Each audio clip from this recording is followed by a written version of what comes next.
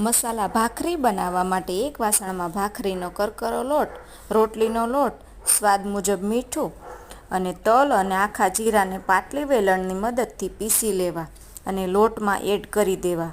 પછી હળદર, ધાણા જીરું પાવડર, લાલ મરચું પાવડર, હિંગ, લીલા ધાણા, તેલનું મોણ નાખી સારી રીતે મિક્સ કરી લેવું અને થોડું થોડું પાણી નાખતા જઈને નરમ પણ નહીં અને કઠણ પણ નહીં તેવો લોટ બાંધી લેવો અને 15થી 20 મિનિટ માટે રેસ્ટ આપી દેવો.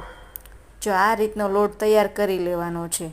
પછી તેમાંથી થોડો લોટ લઈને ભાખરી વણી લેવી અને એક મીડિયમ સાઇઝનો વાટકો કે ડીશની મદદથી આ રીતે દબાવીને વધારાનો લોટ ફરીથી ભાખરી વણવા માટે લઈ લેવો અને હવે એક તવા ઉપર ભાખરી મૂકી થોડું તેલ અથવા તો ઘી લગાવીને શેકી લેવી. તો તૈયાર છે સૌને ભાવે એવી મસાલા ભાખરી. સબસ્ક્રાઈબ કરી દેજો દોસ્તો.